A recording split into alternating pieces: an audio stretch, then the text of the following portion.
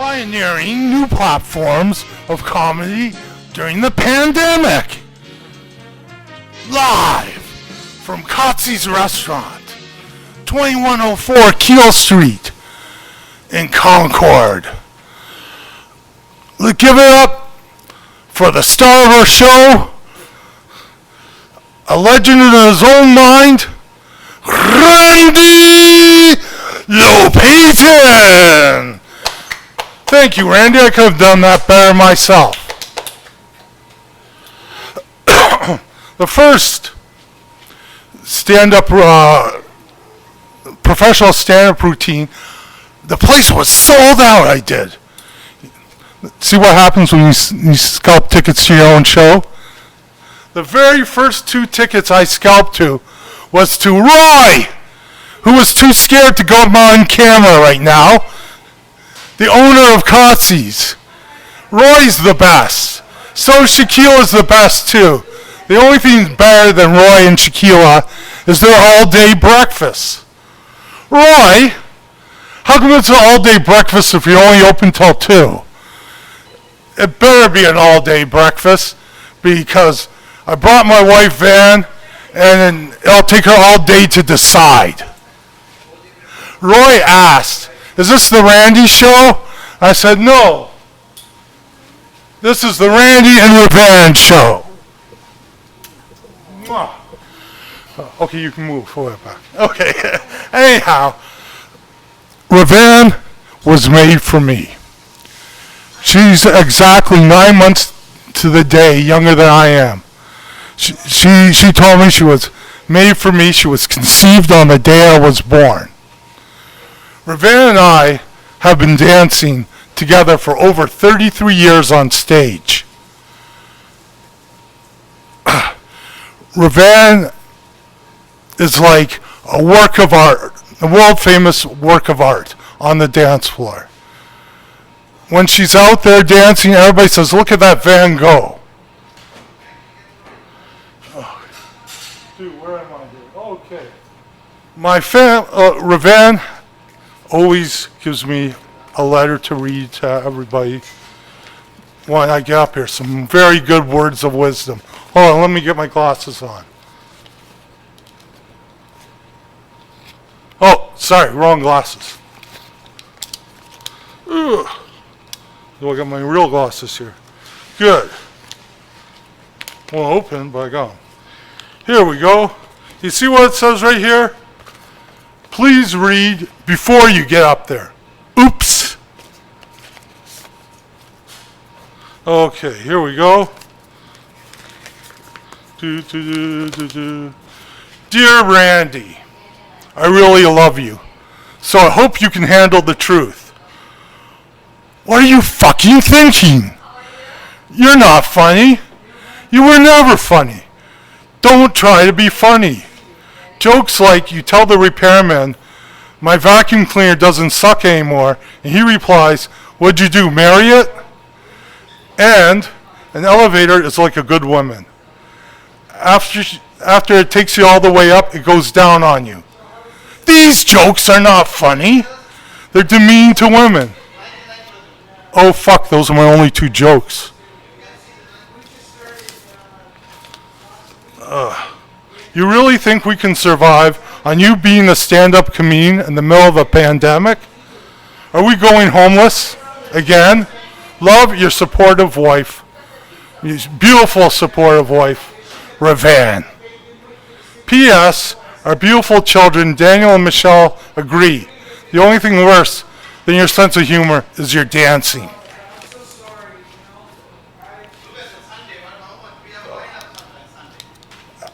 Ali Wong said she's the only stand-up comic ever perform on stage more than 7 months pregnant. She wanted to see a male comedian come up on stage more than 7 months pregnant. I don't know. My doctor told me about a year ago I'm due any day now. A pen was driving down the road, and blue smoke starts coming out of his car the tailpipe, right? So he stops at the first service station. He goes in there and the mechanic goes, look at, I got one guy I'm just finishing up with. Come back in 10 minutes, I'll diagnose your problem. So in the same plaza, they had a Starbucks. Now, the Starbucks, he went into the Starbucks, he's waiting in line, gets up there, and he goes, give me a smoky frappuccino, a smoky butterscotch frappuccino. And he gets his drink, he turns around, boom, bumps into another customer. The drink goes all over him. Disgusted, he goes into the garage. The mechanic looks up from underneath the hood of his car and says, look like you blew a seal. And the penguin says, no, I swear, I just spilled some coffee. I have a parrot. Very colorful language. F this, F that, he wouldn't shut up. I grab the parrot, frantic, I throw him into the freezer and slam the door. F this, F that. After 2 minutes, the colorful language suddenly stops. After 10 minutes, I open up the freezer, out jumps the parrot, and says, pardon my vulgar language, it'll never happen again. Before I could ask him what's the sudden change of attitude, the parrot asks, what did the chicken do? Okay. All right. There's a beautiful grandmother with, exiting a grocery store. She sees 3 guys breaking into her car. She drops her bags. She reaches into her purse. She pulls out a handgun, fires a warning shot, and then she goes. The 3 guys scramble. She goes, tell this guy shut up. Thank you. Sorry. And anyhow, she looks in the back of the car, and she sees a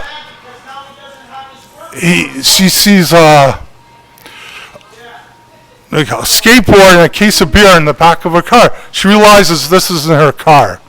Is it an orgy or an orgy? An orgy sounds like a 3-pound dog who 3-pound dog breed that some Karen's carrying in her purse. My last orgy I went to, very few people wore condoms, no social distancing, sharing of lots of bodily fluids. Boy, I really miss the good old days of February 2020. Oh yeah. My favorite orgy is Dr. Mike's bachelor party. Dr. Bill, my brother, is a director and producer of many fine stag parties. The party started off with Broadway show lights going back and forth and back and forth. Bo Peep sits on Dr. Mike's lap and handcuffs him to the floor. She reveals a dominatrix outfit and starts whipping him. Then she starts whipping all the participants, including me. 8 vivacious women come out to the music. Live and let die, live and let die.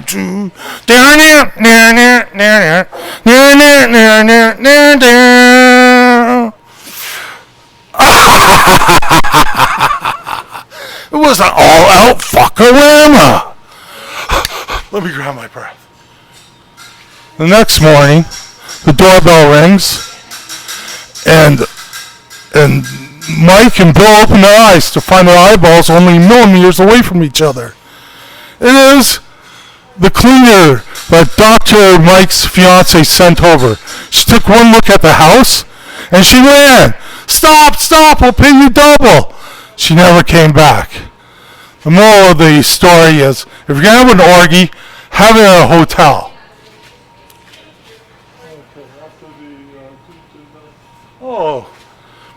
I was first dating Ravan, I told my friend Mary the salesman joke. Now, Max was training all these rookie salesmen all week long. Saturday comes along. It's the grand opening of McMack's General Store. Max turns to one of the rookie salesmen. Come here. I'm going to teach you how to cross-sell. The first person comes through this door, I'm going to sell them whatever they want. Then I'm going to sell them something else. Watch this. So the first customer comes to the store. Hi, sir. I'm the manager. My name's Max. How can I help you? He says, I need some peat moss. And he says, come on over here. We have the best peat moss here. This peat moss is so good. I'll make your lawn 2, 3, 4 times thicker. It'll take you a lot longer to cut your grass. It's $7 a bag. How many bags would you like? And he goes, I'll take 2 bags. And he goes, oh, by the way, sir. He goes, does your lawnmower have a carbide steel blades? And the customer says, I don't know, my lawnmower's like 20 years old. He goes, then I wouldn't have it. Carbide steel blades are the newest innovation there is. Excuse me. So you got a lawnmower like this. So he's showing him the lawnmower and everything. And the guy goes, how much is it? He goes, how many lawnmowers do you want? He goes, just one. He goes, $700. So after the guy goes, I'll take it. So after they get him out of there, he turns to the rookie salesman and says, now, the next person come in here, sell them whatever they came in for, and then sell them something else. So the next person comes in, and the rookie salesman, he's so excited. Hi, sir, my name's Tyler. How can I help you? And the rookie, and the guy goes, I need some tampons. So Tyler runs over. He goes, here, sir, these are super absorbent tampons. They're $5 a package. How many packages do you like? And the guy says, just one. And he goes, oh, by the way, sir, you need a lawnmower with those tampons. What do I need a lawnmower with those tampons for? Well, your weekend's fucked. You might as well cut the grass. Now, so Mary heard that Ravan's coming down from Toronto, living in Windsor at the time. And he goes, so what? I bet you guys are going really at it tonight. I go, no. I think I have to cut the grass. And Mary said to me, what are you fucking thinking? I don't know why women keep asking me this question. But she said to me, if you really want Ravan to fall in love with you, all you have to do is go down on a woman when she's menstruating and she's yours for life. I'm not going to say what we did that night, or I took the thing. That night, Ravan had said to me, if you ever ask me to marry you, I'll say yes. And 28 days later, we got engaged. All right. So what are we after that? Okay. Oh, here we go. How many people remember David Letterman? He came up with a top 10 list. Now, here, let me get my glasses. Oh, wrong glasses again. Here we go. Top 10 golf hack jokes. Number 10. The man who takes up golf to take his mind off work usually takes up work to get his mind off with his golf game. Number 9. Golf was once a rich man's sport. Now it has millions of poor players. Number 8.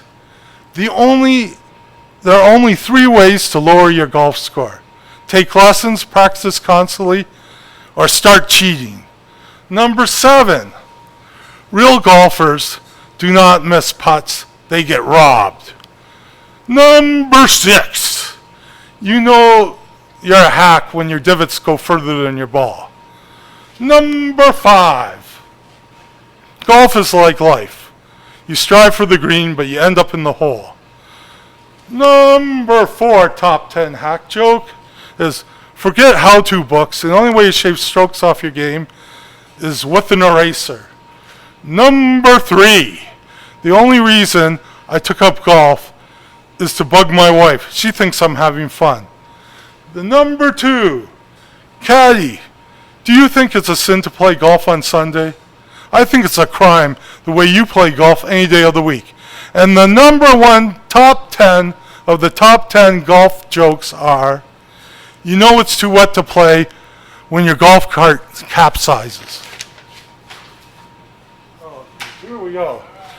The reason I went through all those jokes was Leonard Lebensky made me promise to tell this joke. Leonard, in 1987, he was a retired comedian. And I thought he was 90 back then. I have no idea how old he is. He's somewhere between 90 and 900. So this joke is somewhere between 90 and 900 years old. 3 golfaholics were on the 18th green. And all of a sudden they get hit by lightning. They all go up to heaven. And they meet, and who do they see when they get up to heaven? The angel Michael. So being golfaholics, the first thing they ask is, how's the golf up here? And Michael says, we have the best golf courses. But there's one condition. If you hit a duck, you're in trouble. So the very first golfer on the very first tee slices it right into the water. Quack, quack, quack, hits a duck. Okay, and the angel Michael comes, slaps handcuffs on him, and handcuffs him to the ugliest woman who ever existed. And he had to live with her for all eternity. The other 2 golfers are doing good. The second golfer's on the 18th green, 18th fairway, and hits it right over the green. Quack, quack, quack, hits a duck. Angel Michael comes up, slaps the handcuffs on to him. He has to live the rest of his life with an even uglier woman. Now, the third golfer, he's gone a whole month.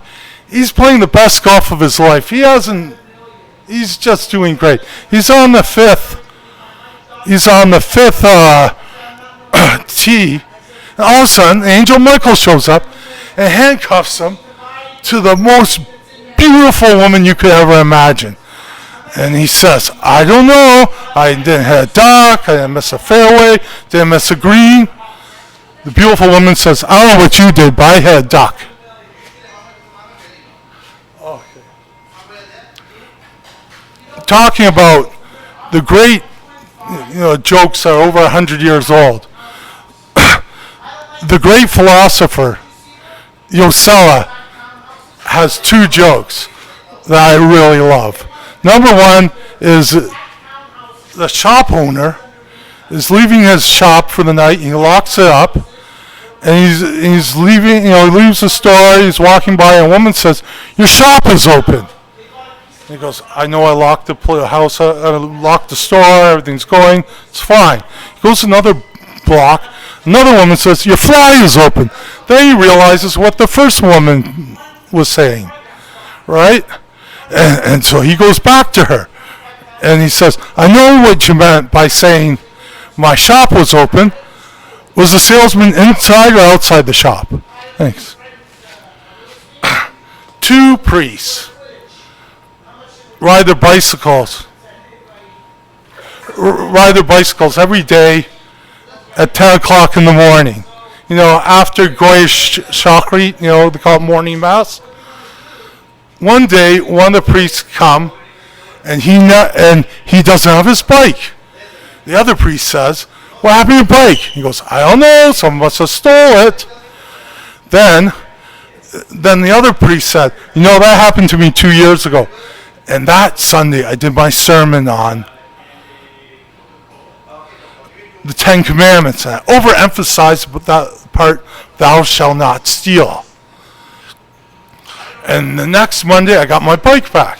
Try that. So the next Monday comes around, and both priests have their bike. So the priest says, did you do your sermon on the Ten Commandments? He goes, yes, I did. He goes, did you overemphasize the part about thou shalt not steal? He goes, no. He goes, I never got that far. What do you mean you never got that far? When I got to the part about thou shalt not commit adultery, I remember where I left my bike. I've been wearing suspenders for 28 years now. Not as a fashion statement, for the same reasons firemen wear red suspenders, to hold their pants up. We were walking on Ravan and I were walking on the sidewalk. I had 3 bags of groceries in one arm. My son Daniel, who was a year old or 12 months, whichever comes first, in the other arm. I turn to Ravan and I say, my pants are falling down. My pants are falling down. Boom. My pants fall down. Thank you, fan. I'm standing here with 3 bags of groceries in one hand, Daniel in the other hand, and my Victoria's Secrets all exposed. A man walks by and says, I didn't know you were Jewish. Thank you very much. And that's me for now.